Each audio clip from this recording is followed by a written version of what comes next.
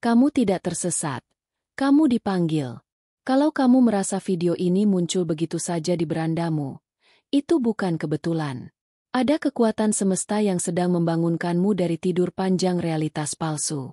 Di desa terpencil bernama Lembah Wening, seorang pemuda biasa bernama Raka menemukan sesuatu yang tak pernah diajarkan sekolah, tak pernah disinggung di kitab suci, dan bahkan ditakuti oleh para penguasa spiritual zaman dahulu.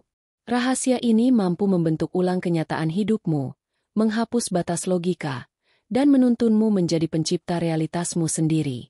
Tapi ingat, begitu kamu mendengarnya, tidak akan ada jalan untuk kembali. Ini bukan sekadar cerita. Ini adalah panggilan semesta, kekuatan vibrasi, dan seni visualisasi tingkat tinggi yang selama ini disembunyikan. Di sebuah desa tersembunyi di balik bukit-bukit selatan Bromo, hiduplah seorang pemuda bernama Raka. Ia bukan orang istimewa, tidak pintar, tidak pula bodoh. Hidupnya biasa, seperti aliran sungai yang tenang tanpa riak. Namun, suatu malam, saat angin timur berhembus lebih dingin dari biasanya, ia terbangun oleh mimpi aneh. Dalam mimpinya, ada suara lembut yang tidak berasal dari dunia ini. Suara itu berkata, "Pergilah ke Telaga Tua. Di sana, kau akan mendengar siapa dirimu sebenarnya." Awalnya Raka mengabaikannya. Tapi malam berikutnya, suara itu kembali. Lalu malam berikutnya lagi. Hingga akhirnya ia menyerah dan memutuskan pergi ke telaga yang dimaksud. Sebuah tempat yang bahkan warga desa tak berani datangi karena dianggap angker sejak puluhan tahun. Dengan senter minyak dan tas kecil berisi air, Raka berjalan menyusuri hutan. Langkahnya lambat, tapi hatinya tidak gentar. Ada dorongan tak terlihat, seperti medan magnet yang menarik tubuh dan jiwanya sekaligus. Sesampainya di tepi telaga, bulan tampak utuh menggantung di atas air. Tapi yang membuat Raka tercekat bukan cahayanya, melainkan sosok tua berjubah putih yang berdiri di atas permukaan air, tanpa terendam sedikitpun. Sosok itu berkata pelan, "Kamu telah sampai, tapi perjalananmu baru dimulai." Raka tidak sempat bertanya. Sosok itu menunjuk langit, lalu ke dadanya sendiri.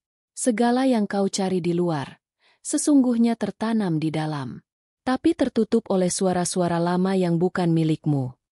Malam itu, angin berhenti, daun-daun tak lagi bergesekan. Segalanya diam. Sosok itu mendekat. Mata Raka seolah tersedot ke dalam tatapan yang dalam dan tak berbatas. Dan tiba-tiba, semua hal di dunia terasa terhubung. Suara jangkrik, detak jantung, bahkan riak air telaga. Semuanya satu. Lalu, dalam diam, sosok itu lenyap. Raka berdiri sendiri, tapi tidak lagi merasa sendiri. Ada sesuatu yang tumbuh di dalam dirinya. Sebuah benih yang belum ia kenal, tapi terasa sangat akrab. Dan malam itu, ia tahu satu hal pasti, hidupnya tidak akan pernah sama lagi. Esok paginya, Raka duduk di beranda rumah bambunya. Matanya kosong menatap pepohonan, tapi pikirannya sibuk menelusuri kejadian tadi malam. Bayangan sosok berjubah putih masih membekas. Ucapan tentang suara lama dan benih dalam diri terus mengganggunya. Ia mencoba mengingat kembali seluruh hidupnya. Sejak kecil, ia selalu diberitahu harus menurut, harus patuh, harus bekerja keras tanpa banyak bertanya. Tapi kini, suara lembut dari malam itu membisikkan hal lain, bahwa ia memiliki kekuatan yang lebih besar dari yang dia kira. Di tengah keheningan pagi, Raka teringat pada gua tua di kaki Bukit Surotani. Tempat itu sudah lama ditinggalkan penduduk karena dianggap angker. Tapi dari mulut ke mulut, beredar kabar bahwa dahulu, para pertapa pernah bersemedi di sana. Dengan tekad bulat, ia memutuskan untuk pergi ke sana. Perjalanan menuju gua tidak mudah. Semak berduri dan jalur terjal menjadi penghalang. Tapi setiap langkah seakan dibimbing oleh sesuatu yang tak terlihat. Ketika akhirnya ia mencapai mulut gua, udara di sekelilingnya berubah. Lebih dingin, lebih berat, tapi juga menenangkan. Di dalam gua, Raka duduk bersila. Ia memejamkan mata. Tidak ada ritual. Tidak ada bacaan khusus. Hanya diam. Dan dalam diam itu, sesuatu mulai terbuka. Ia tidak tahu bagaimana menjelaskannya, tapi pikirannya masuk ke ruang asing yang tak pernah ia kenali sebelumnya. Di sana tidak ada suara, tidak ada gambar, hanya perasaan. Tapi perasaan itu begitu kuat, seolah seluruh jawaban hidup terkunci di dalamnya. Lalu, muncul sebuah bayangan samar. Bukan makhluk, bukan manusia, tapi lebih seperti bentuk getaran. Ia tidak bicara, namun Raka mengerti pesannya. Segala yang kau lihat hanyalah pantulan. Realitas bukan di luar, tapi di dalam. Dan jika kau mampu melihatnya dengan mata batin, dunia akan membentuk dirinya sesuai bayanganmu. Raka terperanjat. Nafasnya tersengal. Tapi rasa takut tidak muncul. Yang ada hanya keterpanaan. Saat ia membuka mata, hari telah beranjak sore. Tapi rasanya, ia baru duduk sebentar. Keluar dari gua itu, Raka membawa sesuatu yang tidak tampak di tangan, tapi terasa begitu nyata di dada. Sebuah kesadaran baru yang belum bisa ia pahami sepenuhnya. Namun ia yakin, dirinya sedang memasuki dunia yang sama sekali berbeda dari yang selama ini ia kenal. Beberapa hari setelah perjalanan ke Gua Surotani, Raka mulai mengalami hal-hal aneh. Bukan dalam bentuk penampakan atau suara-suara gaib, melainkan perubahan kecil yang terjadi di dalam dirinya. Setiap kali ia duduk diam, pikirannya seperti masuk ke ruang yang lapang. Dan yang lebih mencengangkan, apa yang ia pikirkan dalam keadaan hening itu, seringkali mulai terjadi, perlahan, di dunia nyata. Ia mengingat kejadian pagi itu. Dengan santai, ia membayangkan seorang lelaki asing datang ke warung kecil ibunya dan memberi kabar baik. Bayangan itu datang begitu saja. Dan beberapa jam kemudian, seorang musafir dari kota benar-benar muncul, membawa surat pesanan besar untuk usaha tempe sang ibu. Wajah ibunya bersinar, sementara Raka hanya membisu. Di dalam dirinya, ada rasa bingung bercampur kagum. Apakah ini kebetulan? Batinnya bertanya. Namun malam harinya, saat ia kembali ke gua untuk menenangkan diri, bayangan samar dari dulu muncul lagi. Kali ini, getarannya lebih kuat. Semesta tidak mengenal kebetulan. Suara itu berbisik dari kedalaman pikirannya. Ia hanya merespon frekuensi. Raka terdiam. Ia mulai paham. Segala hal yang ia bayangkan dengan sungguh-sungguh, bukan sekadar memikirkan, tapi merasakan sepenuhnya. Seolah-olah sedang terjadi sekarang, benar-benar memanggil kenyataan untuk menyesuaikan. Ia teringat ucapan seseorang dari masa kecilnya, seorang kakek tua yang pernah tinggal di desa. Jika kamu ingin hujan, jangan berdoa untuk hujan. Rasakan tanahmu sudah basah. Kini ucapan itu jadi sangat masuk akal. Raka mencoba bereksperimen. Ia membayangkan duduk di depan rumah, minum kopi, ditemani seorang sahabat lama yang dulu merantau ke Kalimantan. Ia bayangkan aroma kopi, suara tawa, dan percakapan hangat. Dan 3 hari kemudian, orang itu benar-benar pulang ke desanya. Tanpa kabar, tanpa rencana. Mereka bertemu, tertawa, dan bercengkerama seperti dulu. Tapi hanya Raka yang tahu, itu bukan kejutan. Itu adalah panggilan. Ia mulai menulis apa saja yang ingin ia rasakan, menjadi nyata. Tapi bukan untuk dilaporkan, melainkan untuk diuji dalam diam. Dunia, rupanya, punya bahasa rahasia. Dan bahasa itu bukan logika. Bukan pula suara mulut, tapi getaran. Dan sekarang, Raka sedang belajar berbicara dengan semesta, dalam bahasa yang selama ini tak diajarkan dimanapun. Seiring waktu, Raka mulai menyadari bahwa perubahan paling besar bukan terjadi di luar dirinya, melainkan di dalam. Ia tidak lagi mudah marah, tidak mudah takut, bahkan tidak lagi sibuk membandingkan hidupnya dengan orang lain. Yang ia rasakan hanyalah keheningan yang tumbuh seperti pohon, dari akar kesadaran yang tak pernah dia kenali sebelumnya. Namun keheningan itu bukan tanpa ujian. Suatu malam, desa Raka dilanda angin kencang yang membuat atap rumah warga beterbangan. Pohon-pohon tumbang, beberapa ladang hancur, dan ketakutan menyelimuti warga. Orang-orang mulai mengeluh, menyalahkan takdir, menyalahkan cuaca, bahkan menyalahkan satu sama lain. Raka sendiri kehilangan sebagian besar tanaman obat yang ia rawat di pekarangan. Tapi tidak ada kemarahan di wajahnya. Ia hanya duduk tenang di serambi, menatap langit gelap yang bergulung-gulung seperti lautan. Saat itu, ia memejamkan mata dan membayangkan ladangnya tumbuh kembali. Bukan hanya tumbuh, tapi lebih subur dari sebelumnya. Ia rasakan aroma daunnya, gemerisik batangnya, dan kesejukan tanah basah di telapak kakinya. Ia ulangi hal itu setiap hari. Bukan sebagai harapan, tapi sebagai kenyataan yang sedang ia jalani, meski belum tampak. Dan sebulan kemudian, sesuatu terjadi. Tanpa ia sadari, beberapa bibit yang tersisa tumbuh lebih cepat dari biasa. Bahkan, tetangga-tetangga yang awalnya skeptis, mulai menanyakan apa yang ia lakukan. Tapi Raka tidak menjawab dengan teori. Ia hanya bilang, "Saya tidak menunggu tanah ini sembuh. Saya sudah menganggapnya sembuh sejak awal." Dari situlah ia mulai mengerti bahwa setiap manusia punya gerbang dalam dirinya. Gerbang itu tidak dibuka dengan kata-kata, tapi dengan rasa. Rasa yakin, rasa damai, rasa syukur sebelum alasan muncul. Namun gerbang ini tersembunyi. Bukan karena sulit ditemukan, tetapi karena manusia terlalu sibuk mencarinya di luar. Dalam salah satu perenungannya, Raka menemukan tulisan lama di balik dinding gua. Yang melihat dengan hati akan mengingat dirinya sebagai pencipta. Yang melihat dengan mata hanya akan jadi penonton takdir. Tulisan itu mengguncang batinnya. Ia tidak tahu siapa yang menulisnya. Tapi kalimat itu seperti cermin. Dan di dalamnya, ia melihat wajahnya sendiri. Bukan wajah pemuda desa yang sederhana. Tapi wajah dari seseorang yang sedang bangun dari tidur panjang kesadaran. Suatu pagi, ketika kabut masih menggantung rendah di antara pepohonan, Raka duduk termenung di bawah pohon waru tua. Di tangannya ada secari kertas usang, berisi catatan tentang pikiran dan perasaan yang pernah membuatnya ragu selama ini. Ia baca pelan-pelan, satu persatu. Rasa tidak pantas, takut gagal, malu menjadi berbeda, dan suara-suara yang sejak kecil ditanamkan dalam pikirannya. Aku ini bukan siapa-siapa. Hidup harus susah dulu baru boleh bahagia. Jangan berharap terlalu tinggi, nanti kecewa.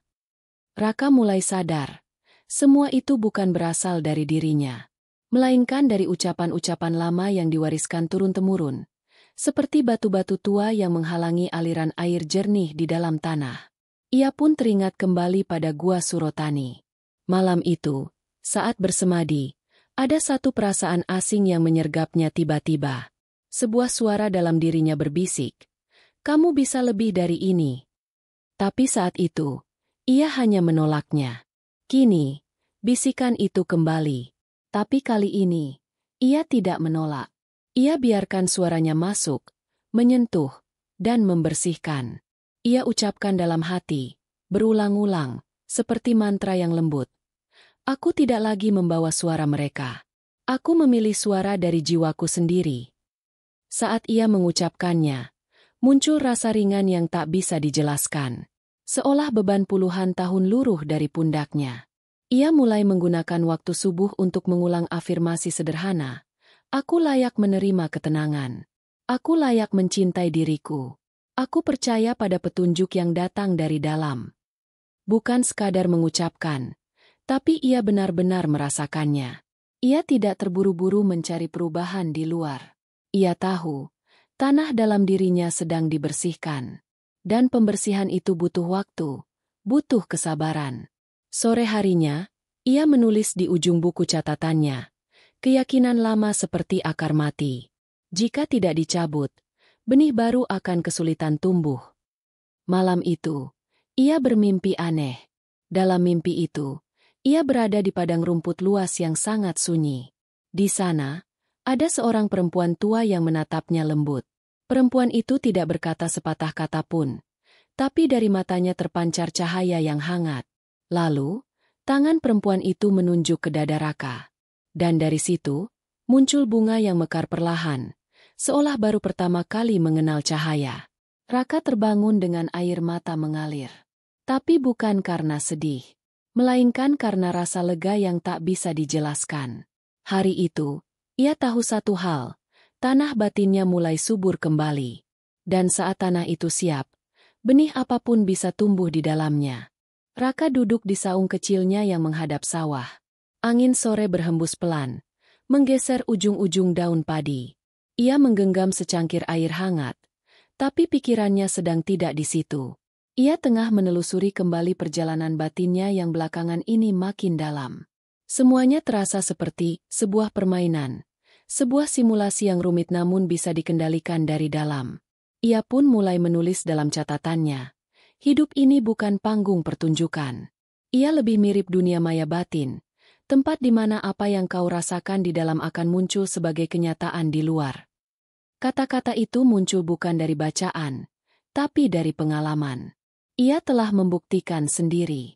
Ketika ia membayangkan hal dengan kuat dan mendalam, dengan rasa, bukan sekadar pikiran, dunia mulai menyesuaikan. Bukan karena sihir, tapi karena frekuensi. Suatu malam, ia melakukan percobaan lebih serius. Ia duduk di tempat gelap, menarik napas dalam, lalu memvisualisasikan dirinya memiliki kebun herbal kecil yang makmur. Ia lihat warna-warninya, bayangan daun, bahkan aroma tanah dan bunga kering. Ia bayangkan senyum orang-orang yang datang membeli, dan damainya suasana saat ia bekerja. Seminggu berlalu, dan seseorang dari kota datang berkunjung ke desa. Ia mencari bibit herbal langka yang hanya tumbuh di dataran tinggi. Kebetulan, tanah milik Raka cocok untuk itu. Kesepakatan pun dibuat, dan dalam 2 bulan, kebun Raka mulai berubah. Namun ini bukan sekadar keberuntungan. Raka tahu, ia sudah menanam kemungkinan itu lebih dulu. Di dalam pikirannya, dalam bentuk yang lengkap, dengan rasa yang nyata. Dan dari situlah ia mengerti bahwa hidup ini bekerja layaknya dunia digital. Visualisasi adalah proses desainnya. Ia bukan cuma tentang berharap, tapi tentang membuat cetak biru energi yang nantinya akan diproyeksikan ke realitas nyata. Ia ingat betul kalimat dari dalam gua. Alam tidak membedakan antara nyata dan bayangan, ia hanya merespon pada getaran dominanmu. Sejak hari itu, Raka tidak lagi sembarangan berpikir. Ia sadar bahwa setiap gambaran batin, sekecil apapun, bisa menjadi jalan lahirnya kenyataan. Ia mulai lebih berhati-hati dalam berimajinasi. Ia mulai menghormati pikirannya sendiri. Karena dalam sistem kehidupan ini, kamu bukan hanya penonton. Kamu adalah perancangnya. Suatu pagi, ketika embun masih menetes dari ujung-ujung daun pisang, Raka terbangun lebih awal dari biasanya. Ia merasa tubuhnya ringan, seolah ada yang membangunkan dari kedalaman, bukan dari luar. Dalam keheningan itu, ia duduk bersila dan membiarkan dirinya hening. Tak ada niat khusus, tapi sesuatu muncul begitu saja. Gambaran masa depan yang ia inginkan mengalir seperti bayangan yang jernih. Ia tak mencoba mengatur. Ia hanya menyaksikan. Kehidupan yang damai, halaman rumah yang rindang, suara tawa anak-anak kecil berlarian di depan saung, dan dirinya yang duduk di bawah pohon belimbing, menyeduh ramuan herbal buatannya sendiri. Ia merasakan semua itu seolah sedang terjadi. Dan entah mengapa, air mata jatuh perlahan. Bukan karena sedih, tapi karena rasa terhubung dengan sesuatu yang tak terlihat, namun nyata. Saat ia membuka mata, langit belum terang, tapi di dadanya sudah ada cahaya. Hari itu, ia mencatat, pagi adalah pintu. Dan aku tahu sekarang mengapa para guru tua selalu memulai harinya dalam hening. Hari-hari berikutnya, Raka mulai menandai waktu-waktu tertentu yang terasa berbeda. Tak hanya pagi, tapi juga menjelang tidur. Ia menyadari, ketika tubuh lelah dan pikirannya mulai melepaskan kontrol, di sanalah bawah sadar terbuka. Dan visualisasi yang ia lakukan di waktu-waktu itu terasa jauh lebih dalam, lebih nyata. Suatu malam, ketika langit bersih dan bintang-bintang bersinar terang, Raka memvisualisasikan sebuah pertemuan.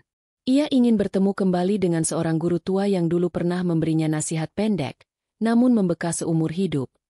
Jangan menjadi air di gelas orang lain, jadilah sumber air itu sendiri.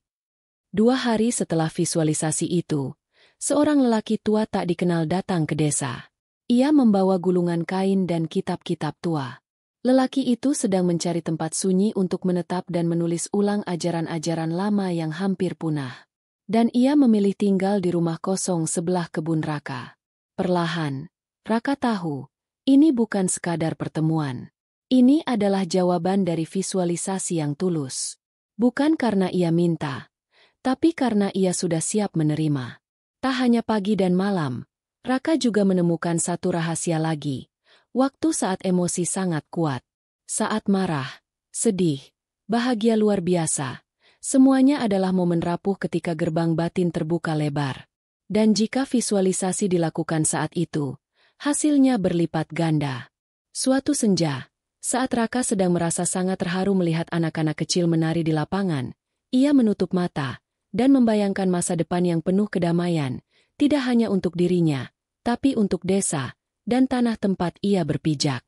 Dan malam itu, ia bermimpi menjadi cahaya yang menyelimuti seluruh lembah. Ia tidak bisa melihat dirinya, hanya sinarnya. Tapi ia tahu, ia sedang menyebarkan sesuatu yang tak kasat mata, namun bisa dirasakan siapapun yang siap menerima. Pernah suatu hari, saat hujan mengguyur lembah dan jalanan tanah berubah licin, Raka duduk dalam diam di dalam pondok kayunya.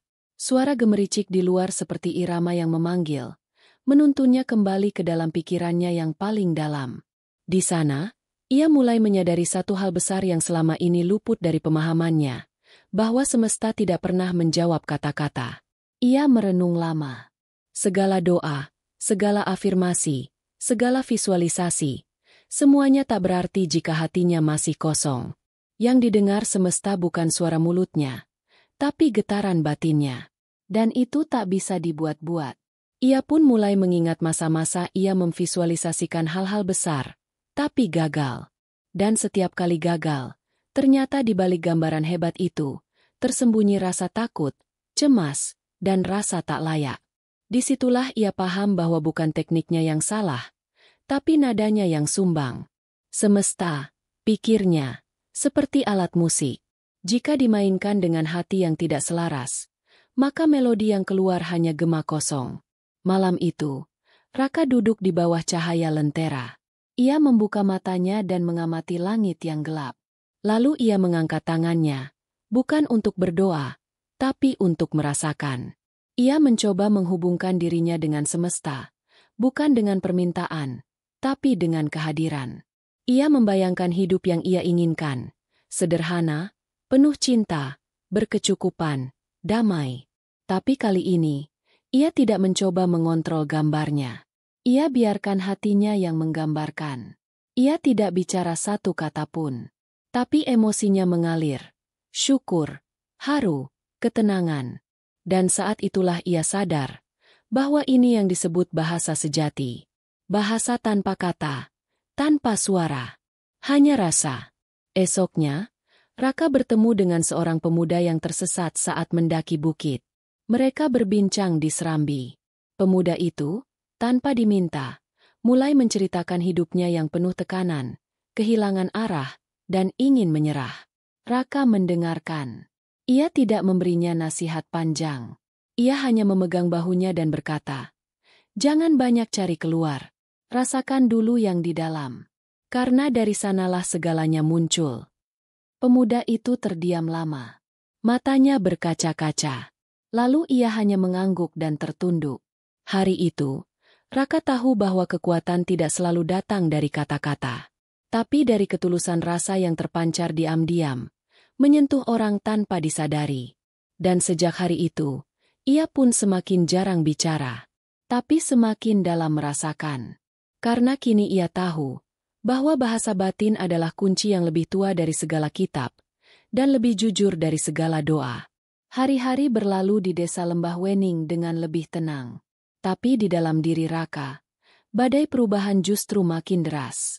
Ia mulai mengerti bahwa dirinya bukan lagi sekadar pemuda biasa yang hidup di pelosok desa. Bukan karena ia menjadi penting bagi orang lain, tapi karena ia kini mulai penting bagi dirinya sendiri. Setiap pagi, Raka memulai harinya bukan dengan kegiatan luar, tapi dengan menata dalam. Ia duduk, menarik napas, merasakan denyut nadi, dan membiarkan pikirannya merayap tanpa arah. Dalam keheningan itu, ia bukan hanya membayangkan masa depan, tapi menghidupi masa depan itu seolah sudah nyata. Ia membayangkan dirinya sehat, bahagia, dan utuh. Bukan dengan keinginan, tapi dengan keyakinan bahwa semua itu telah terjadi. Dan rasa syukur itu, anehnya, muncul begitu alami. Ia tak lagi merasa sedang berlatih. Ia merasa sedang menjadi. Di titik itu, Raka tak lagi mencari keajaiban.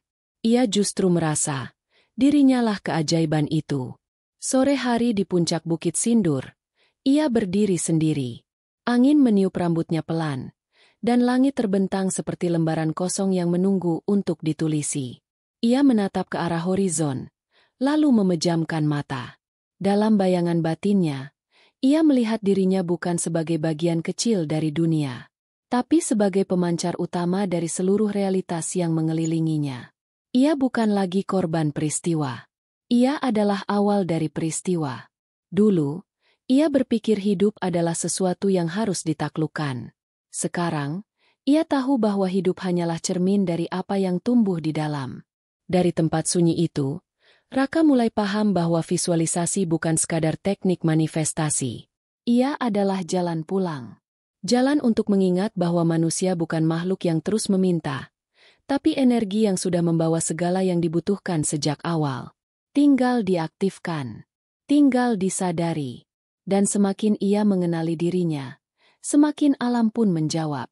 Suatu malam, saat bulan menggantung rendah dan embusan angin membawa harum dari kebun serai miliknya, seekor burung putih mendarat di atap saung. Burung itu menatap Raka dengan tenang, lalu terbang membentuk lingkaran di atasnya. Sebentar, namun cukup untuk menjadi isyarat. Raka tidak takut. Ia tersenyum, seolah baru saja membaca pesan kuno yang tak tertulis. Sebuah pesan dari semesta bahwa ia sedang menuju satu kesadaran yang lebih dalam. Bahwa yang dulu terasa asing, kini mulai menjadi bagian dari dirinya.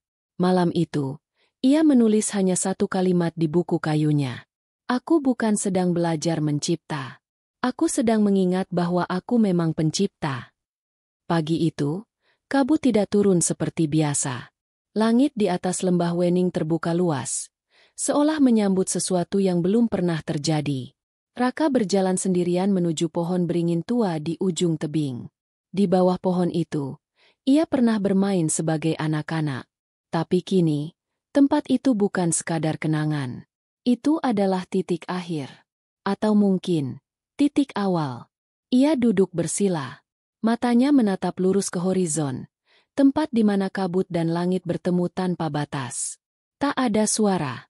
Tak ada angin. Dunia seperti menahan napas.